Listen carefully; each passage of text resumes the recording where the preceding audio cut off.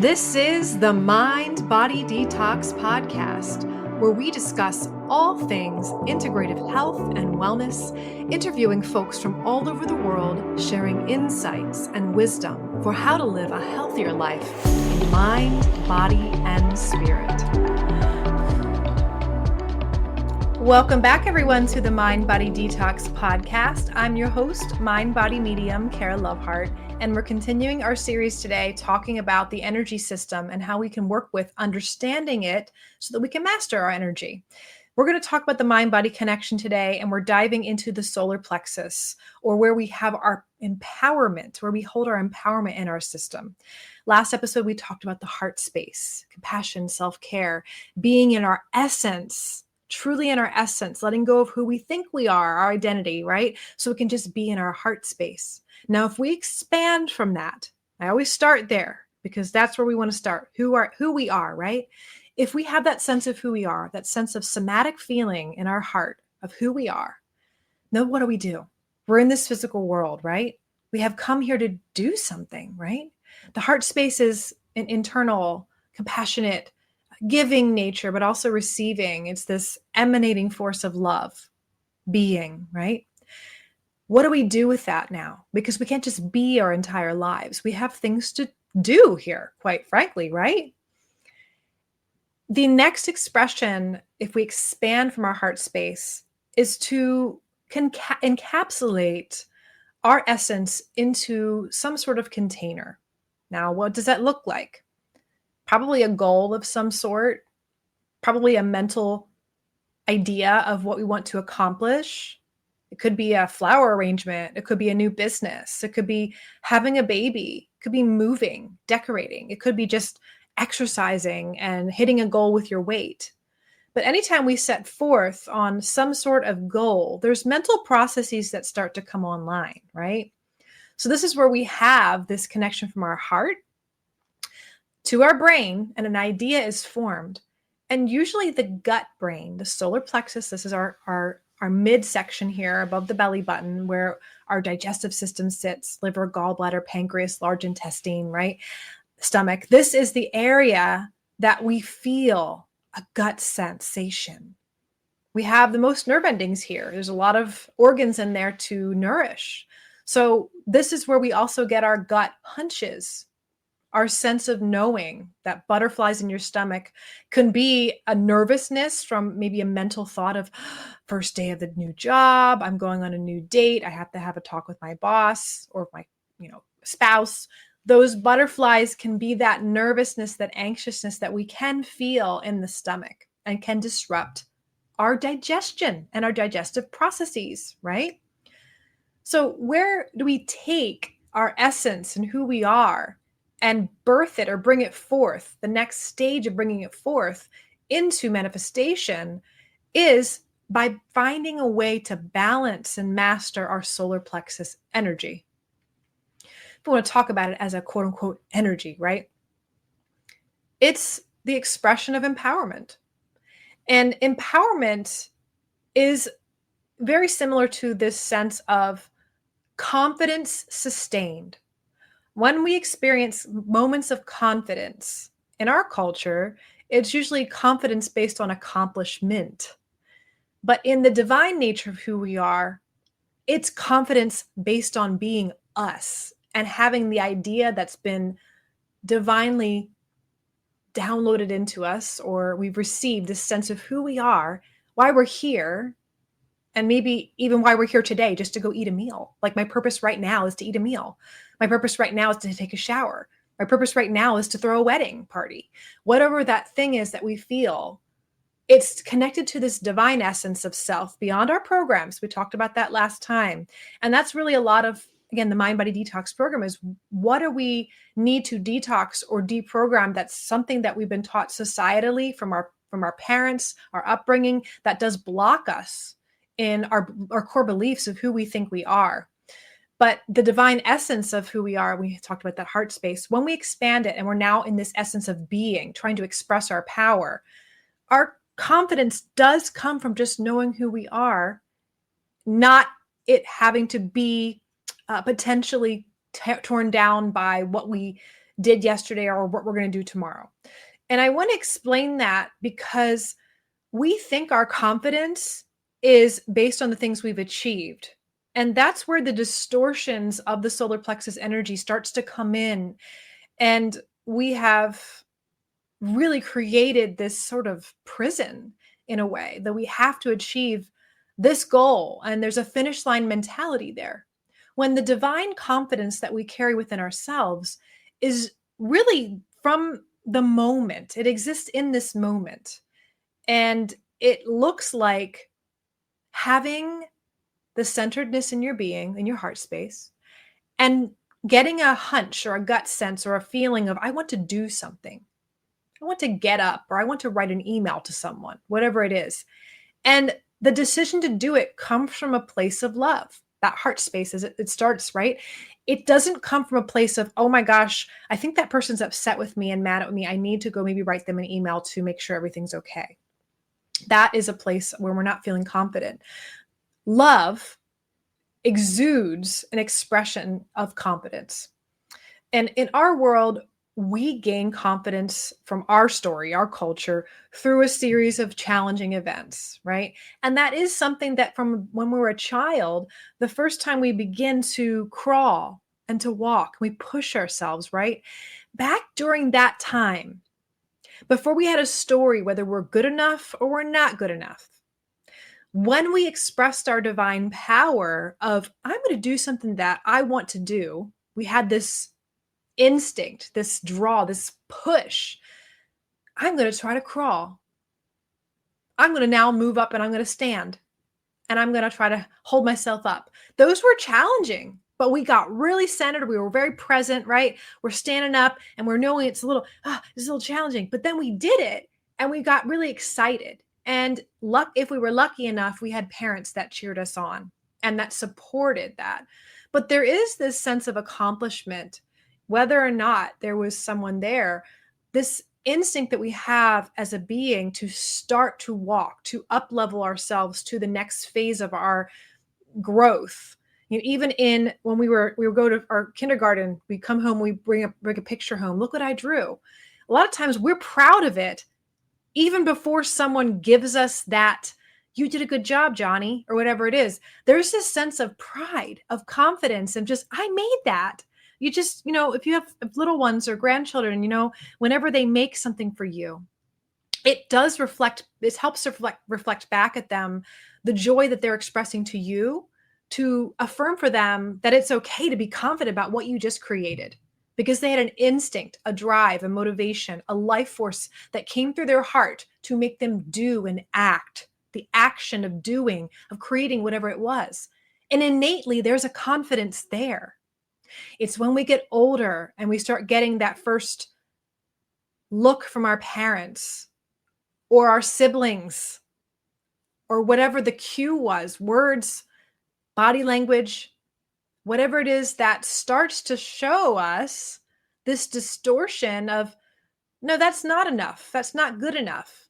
That's where those experiences that we all have, those start to distort our confidence. Now, if we're very lucky, we do have friends and family and supportive people that cherish us and give us a very nourishing and supportive environment that can give us the resources and the nutrients, so to speak, to continue to keep that divine confidence that we hold within ourselves.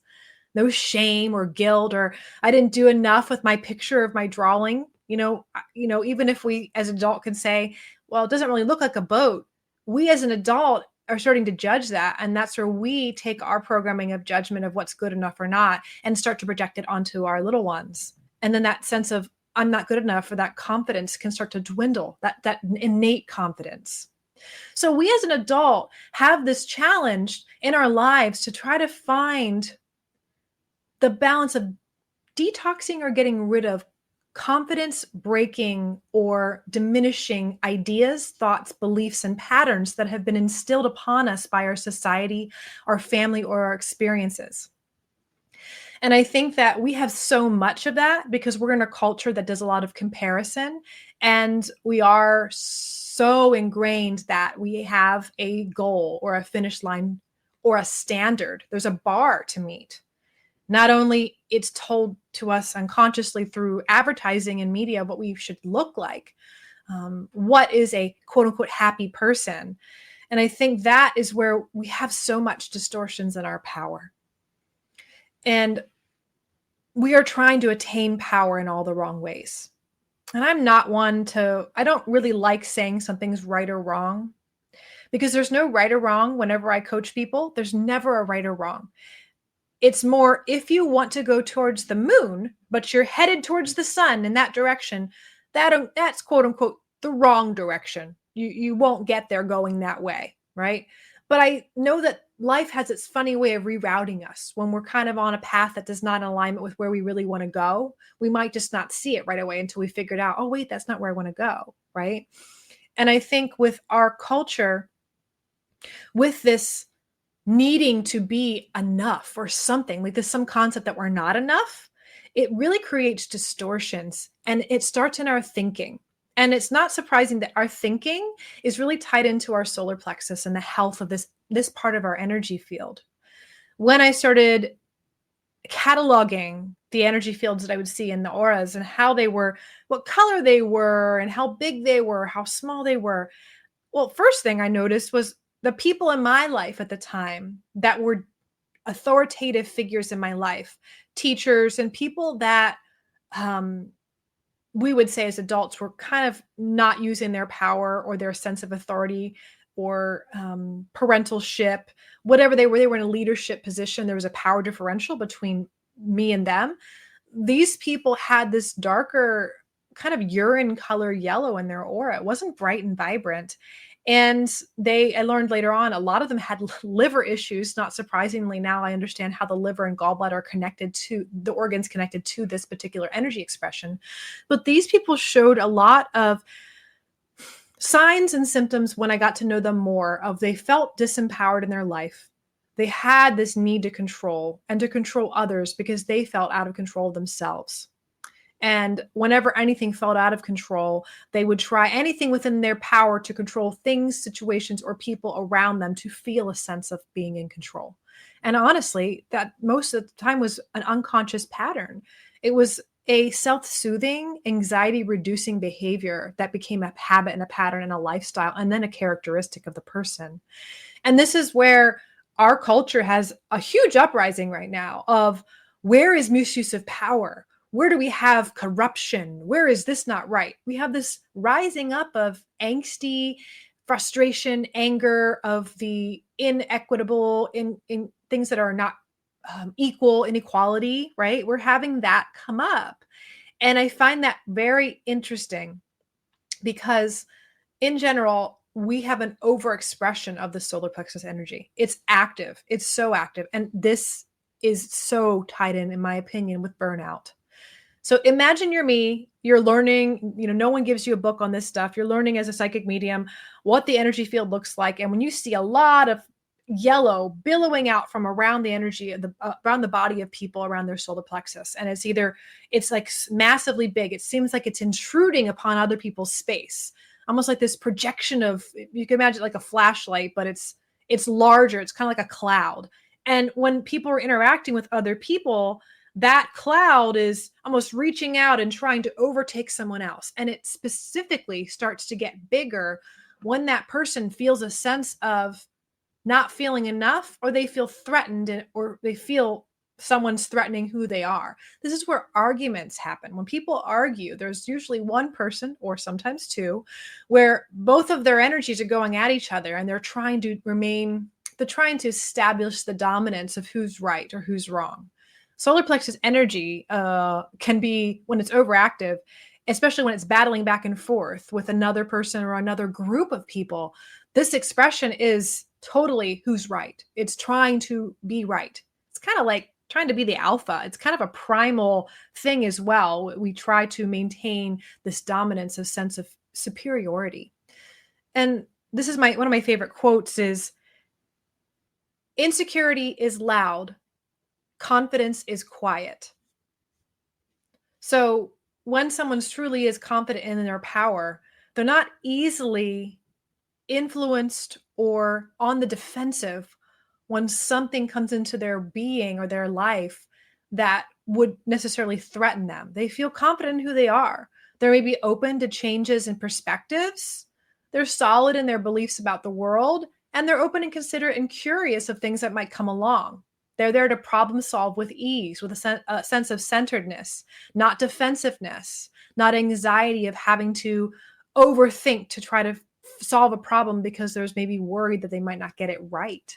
All of the things that show up in the solar plexus imbalance usually relates around someone's ego and their identity, trying to maintain its in being intact.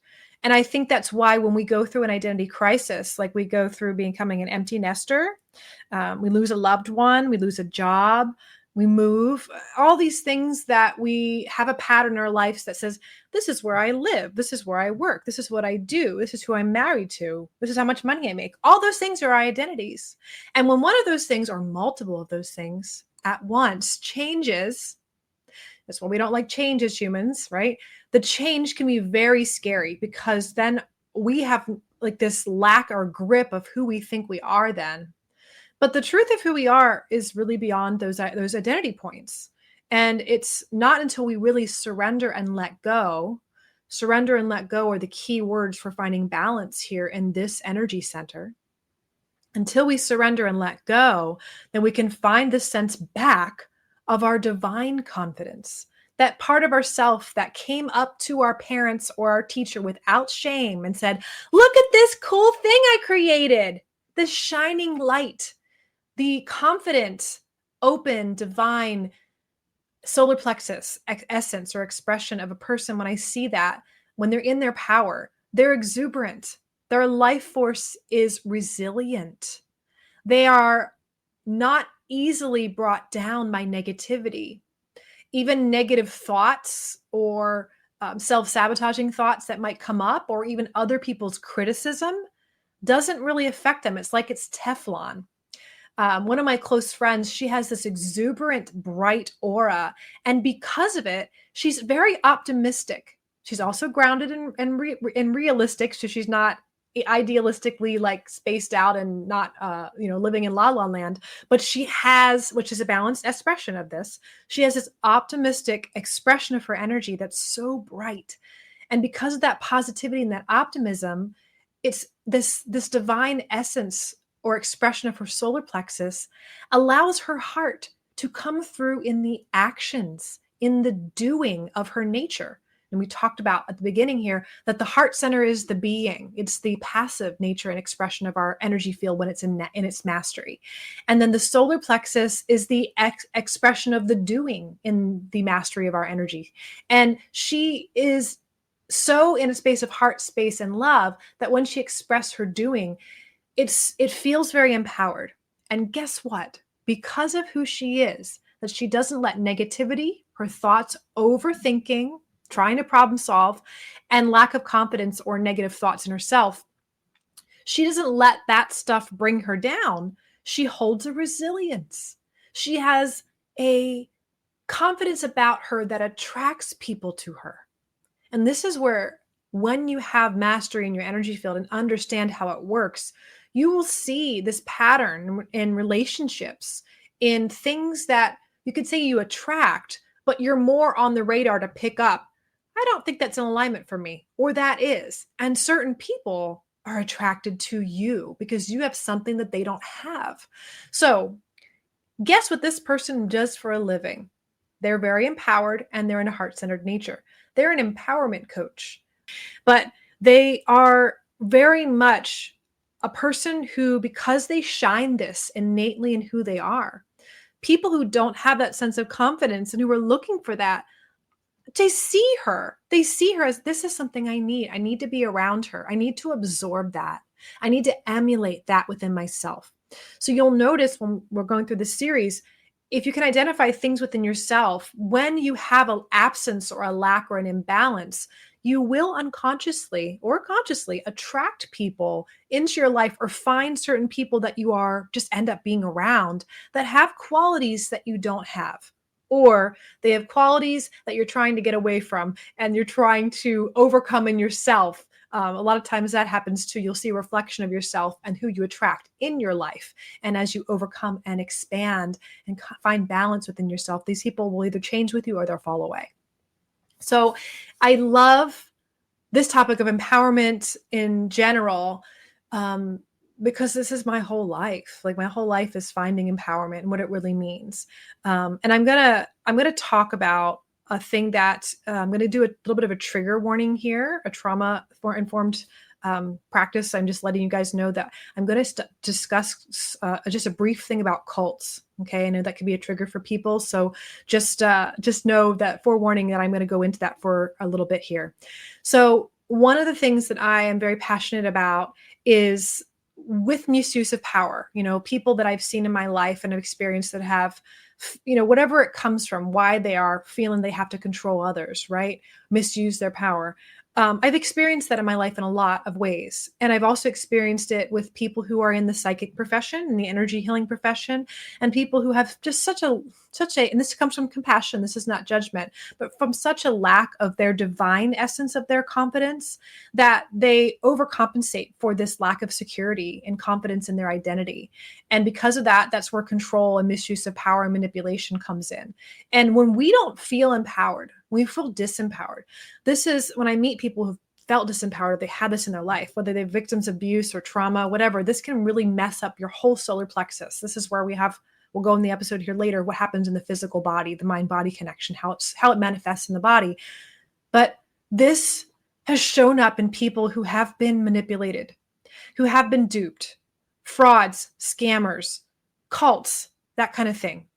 And I have this fascination with understanding and wanting to understand people who end up in these positions of misusing their power, because a lot of times it can be brain related, trauma related. They might have some sort of brain issue. They're a narcissist. There's things like that I see, but I find it more interesting the people who end up following them. And it's kind of my passion in this lifetime, especially with the rise and the resurgence of, you could call it the age of Aquarius, but the rise and resurgence of psychic individuals, healers, mediums. People are out there in the social media lands projecting their gifts. We need them. But along with that, I've seen a lot of just stuff that's not really in integrity, that's coming from a place of not divine confidence, but feeling that they're needing to create this dynamic with others for a power control issue, where you might have manipulation happening. And because I do this for a living as a medium, obviously I'm passionate about it because I know how valuable my work is for people and other colleagues that are really in alignment with my values and in integrity. We do a really amazing work and I'm really proud of it. But I've also seen a lot of things that really make me feel that sense of uneasiness. And guess where I feel it? In my stomach, in my solar plexus. Where else would you feel it when there's a sense of not feeling empowered? If someone's taking away your power, if you see something on the news that doesn't feel right, oh my gosh, either the frustration or the anger can come up, or the feeling disempowerment. We mostly will feel it as a sensation in our chest and in our stomach, but the power module or the solar plexus, we might feel this imbalance or this twitching or this bubbly butterfly sensation in our stomach. And whenever I talk about the cults and the misuse of power, I feel it in my stomach. And it's something that I would love. My goal in my career is to help empower enough people to ask questions, to identify their triggers, and to identify where their blind spots are, so that for the most part, they cannot have anyone else manipulate them or control them or get duped when it comes to giving away your power to someone else. And that's what people tend to do to psychics. They want to come to us and say, can you tell me what's right, what's wrong, what's going to happen in my future? Because there's a sense of eagerness and insecurity and not a sense of trust in the universe and trust in yourself, because you are the universe. God, higher power, is you living through you. It is all around you. And no matter what your religious belief system is, there is a sense of something that is there. There's an operating force that is here to support our growth. And if we don't trust that, we do come to people like myself. Or if we have grief, we need to connect with a medium. There's a lot of good purposes for it.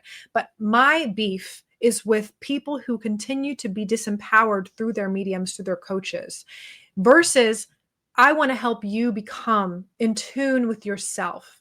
This is why energy mastery and understanding the energy system, explaining it. And I want clients who I work with to feel it within themselves, to have their own personal experience with it, so they can learn to turn up the volume to their own inner wisdom, this intuition that lies within our heart, within our solar plexus. Within our mind, we have these different senses, and we talk about the clairs and our psychic senses that can develop with expanding our consciousness.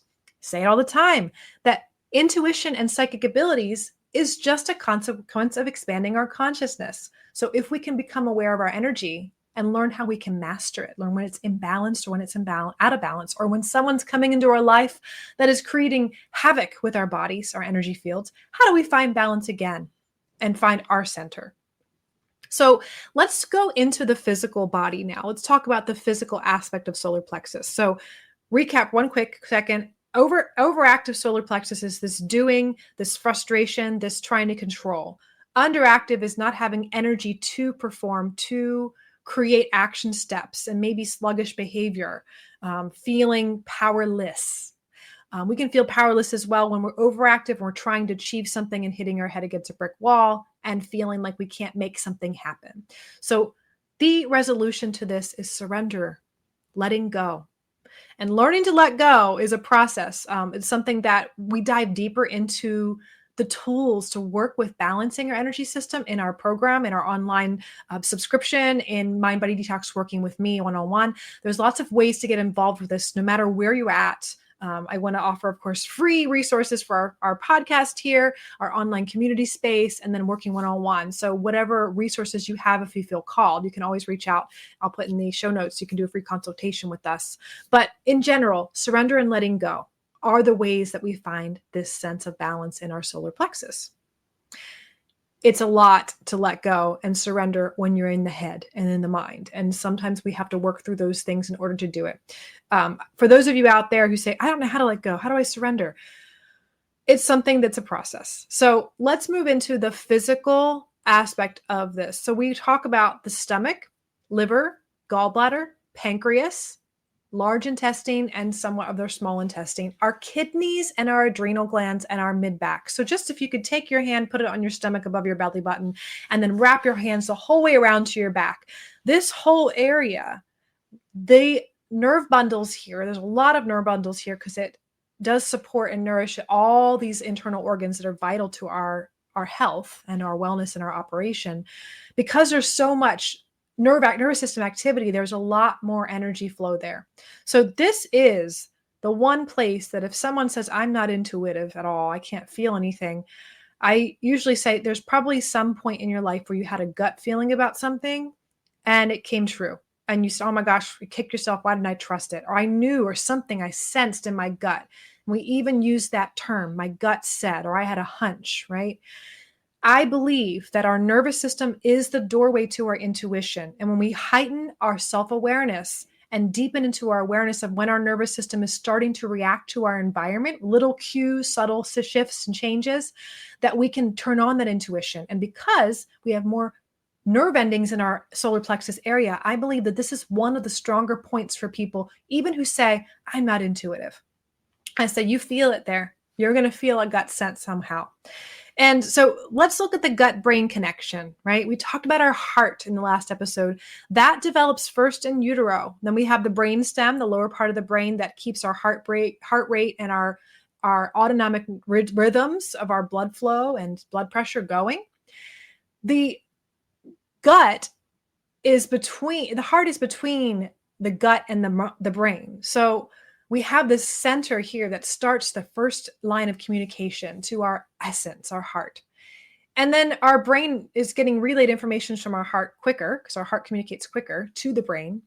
But the brain and the gut are connected. There's this gut-brain axis. The gut is termed the second brain because it has 100 million nerve cells. And it does communicate bidirectionally, so both ways with the brain. So when you get information from your solar plexus, it's communicating to the brain what's going on in the environment. And also just physiologically, if you're eating something, digesting something, it's going to be communicating to the brain what's going on, the brain communicating back to it. We need digestive enzymes. We need saliva. We need, what are we doing with the balance of our stomach acid? These are the things that the body regulates autonomically. So the communication between our gut and our brain influences our emotions, our stress response, and these gut feelings, which really are the gut feelings are the underlying physiological basis of intuition. If we have imbalances, like we talked about, low self-esteem, low self-worth, indecisiveness, or aggressiveness and need for control, but the impact when that manifests on these organs is potentially issues with the stomach, pancreas, liver, and gallbladder. And we have a big culture that has liver issues, liver problems. We have a lot of non-alcoholic fatty liver disease. That means fatty liver with not being an alcoholic in our culture. And it's a lot of times because of sugar. Could say there's other toxins in our environment that our liver may not be able to excrete properly. So it's taxing our liver's ability to detox. And just because of those environmental toxins, not necessarily coming from our personality and our characteristics, when we are physiologically blocked from what we're eating or what toxins are in there, that does start to affect and shift the energy because the organ system is not functioning properly. So people ask me, which comes first, the chicken or the egg? And I'm like, you know what? I don't always know. I don't actually know. We're making a guess here. Maybe it's all connected. Maybe this whole thinking, which came first, the chicken or the egg, is a thinking that's linear, before, middle, after. We have this sense of time as humans. Maybe it's not like that. But for the most part, my answer to that would be, if you are having issues with your liver and you start to have uncharacteristic irritability, frustration, or even anger, it might be an issue with the liver and how that energy system is flowing, because the blocked, clogged liver or overactive excess energy is going to potentially affect your expression or emotional regulation, specifically of anger. And that's from a Chinese medicine perspective. We also might have issues with our metabolic function. And digestion can cause issues with fatigue and feeling really tired. When we're in this go, go, go mode, most of our nervous system is getting ready to run, to fight, to flee. We don't really have the system turned down enough to properly create digestive enzymes, peristalsis, which is the rippling effect of our large intestine to move stool through. That's where we have issues with constipation, or it's too overactive and we get IBS, we get diarrhea. We get these really strong connections between the mind and the body, especially the stomach and the digestion. And that's something that's really important to note. And chronic stress and overthinking, anxiety, and I'd say anxiety related to perfectionism.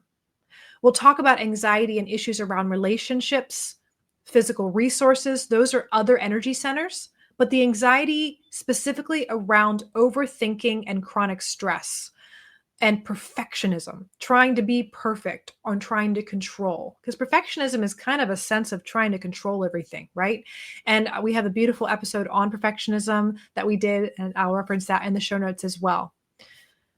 But if we think about, I'll briefly talk about perfectionism. It's really the relentless pursuit of achievement. And what do we have a lot of in our culture? The exhaustion of burnout. And when we wrapped our hands around our stomach and our solar plexus here, we were referencing the adrenal glands. They sit on top of the kidneys. That is part of this issue with exhaustion. We're trying to push ourselves. And every time we do, we pump a little bit of cortisol. Let's push ourselves a little bit more. Let's drink a little bit of caffeine to keep us going through the day. We can get the next thing done. And that is where I think burnout is related to this particular energy center. And I think I use the term people blowing out their solar plexus. They're trying so hard to push and to achieve and to go that the energy center gets depleted. It's just, there's not enough power there because we haven't created restful being inward space, letting go, surrender space within our consciousness to allow it to replenish itself. so it's vibrant and radiant and has enough energy to make decisions, execute them, and feel confidence, and that confidence building in what we executed, especially when it's aligned with our purpose and our meaning and our sense of who we are. So in energy balancing, I think we want to find ways that we can work with creating a strong, healthy solar plexus. So I'm going to just build on what we did last time. And these are simple tools in our program, in our online, community. We want to really go into deeper things because it's really fun. We have so many tools to play around with, to learn self-care, to learn balancing methods for our energy field. And the first one I would say would be recentering on your heart, because that heart space is always the core. It's the foundation where I feel like we should always start. Finding that breath, breathing into our heart space and out, and maybe thinking of something we're grateful for, something we're proud of. Specifically, if we're trying to regain the energy of confidence, of sense of control. And really that sense of control, that's really the only one that's real, is refinding control of our own energy. And even when we feel that we're not in control of our energy, we've been heightened, our emotional dysregulations coming up, maybe we're angry, letting ourselves let go of the fact that in that moment, we maybe can't control it. Maybe we're doing the breath, we're doing the slowing down, we're trying to clear our mind, whatever tool that we're using to try to regulate ourselves. Sometimes, especially when we've been really dysregulated a lot in this area, we're trying so hard to control ourselves. And it could be that you have, I have a history of environmental toxins and I have a genetic mutation that affects my liver's ability to detox, right? So I, of all people, have experienced having things in my environment and also in my diet that affect my mood and affect my ability to regulate my nervous system and stay balanced and centered. And that's really challenging because if you don't feel in control of your nervous system because of, it could be hormone imbalances. Come on, ladies, we know that. Like we get moody that time of month and it's like, oh my gosh, I feel like so ashamed that I couldn't quote unquote control myself. This is where we want to go back to the heart space again and be compassionate and gentle with ourselves. And if we are in a situation where we're doing as much as we can to regulate and calm ourselves down, be still. If we can't, allowing it to be in that moment and just surrendering, not trying to be perfect and I messed up and I can't regulate, I'm not good enough, right? Because that perpetuates this lack of confidence. It goes back to the heart space always, because that's where we find the compassion and the centeredness to find the life force power to then, when we feel that centeredness, to move into this space of what do I do next? Because remember, the solar plex is the doing. So by recentering, maybe putting our hand on our heart, breathing in, imagining the breath is going into the heart, breathing out, imagining it's expanding, thinking about someone you love or a thought that's gracious or gratitude for life, that's expanding that heart energy. Then maybe place your other hand on your solar plexus on your stomach and just start to think about the essence of who you are, what you feel in your heart, this love, because that's it. That feeling is the source of where your confidence has come from. And let's rewind back to when you were a child, that confidence, unashamed. Let me show you this picture I made. Isn't that great? That is this divine power, that divine confidence. And it comes from the heart, the innocent heart, the open, innocent heart. We can't truly have power and let go of control and surrender our fears and our anxieties because we don't feel enough, right? If we don't have this centeredness of feeling enough. And when we feel that sense of enough coming from the heart space, then it ripples out into our next incarnation or our next expression or manifestation of that love. And that's doing. So coming from the heart, placing the hand on the solar plexus, what is the next action step I should do? That's where the mental process comes in. So bringing yourself into heart center, placing your hand on your stomach, And through that centeredness, say, what is my centered action step that I should take? That's the mind starting to get involved. And the mind, if you are centered in your heart, the heart and the brain will connect in coherence, and the mind will give you answers, for the most part, if you've practiced this, that are not degrading, diminishing, bullying, all the self-sabotage and the perfectionism-based mental thinking that is toxic to the solar plexus's health. And this need to be enough, and I let everyone down, or I let myself down, right? The self-judgment.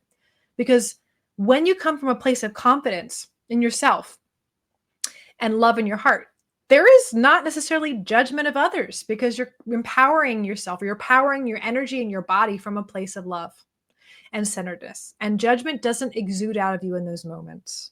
And that's where, like my friend I expressed, she exudes such confidence and optimism. People don't feel judgment coming from her, so they flock to her. They need someone. We need people in this world to hold a space of non-judgment, because there's so much of it out there. It's a beautiful refuge to be in someone's presence who you truly feel, not only through their energy, but their actions, that they don't judge. And judgment is just a defense mechanism. And not that I'm perfect. I still have judgments and resentments and things that I'm healing through my heart. And I love each layer as I get through new things to open my heart more and allow my power to come on more. And this divine sense of confidence of who I am, and who I am to be here to help everybody that I can help, and to just impact anybody else that I can impact, and have a good time doing it, right? Have a good time being in this life and living. And the true divine essence, if we step into this power, not about control, right? Our confidence and expressing the divine doing, when we're in that space, that's when the next phase of this healthy, vibrant solar plexus energy, what it looks like, is fun, play, lighting up a room when you walk in. You're the sunshine when you walk into that space. And that buoyancy that you carry, the resilience, the radiance, is really what is expressed. And just carrying yourself from that perspective, that'll change the way you interact with others, the way you show up in your relationships, the way you might show up at a job interview, whether or not you get that job or not, or get the raise. And that relates to our finances, right? That relates to how we interact with strangers, how they may react to us in a situation that might be reactive to them. Right? We were in the grocery store, we almost ran into their cart, right? They might be really agitated, but if we're in this vibrant, exuberant, centered space, and they can feel that love and maybe a smile or a look or eye contact with them, they can shift as well. And that's how this thing that seems nebulous, the energy mastery and understanding the energy system and how it shows up in our consciousness and shows up in our body, that mind-body connection, this stuff is all encompassing, and it does impact the way you manifest your life. And I am looking forward to continuing this conversation as we go into the next episode, and talking about how when we get centered in our hearts and we start to come from a confidence of divine doing, what we're here to do, to express in an exuberant, fun, playful way, the next stage of that is now expressing it through our voice, expressing it through our action, how we carry ourselves, how we show up, being in integrity, feeling that we don't waver from our sense of competence, not having one person or something out there shift and change how we express ourselves. That's the throat chakra. So we'll talk about that next week. So other than that, if you have any questions, comments, if you love this podcast, please leave us a review and rate us. We would love to hear your feedback. And anyway, I really appreciate you all, and be well until next time, my friends. Thank you for listening to the Mind Body Detox Podcast. If you love this podcast, share it with others and leave us a review. Your reviews help us more than you know, and supports us continuing to make episodes and being heard from all over the world. You can also follow the link in our show notes to submit a topic that you would like to hear on the show.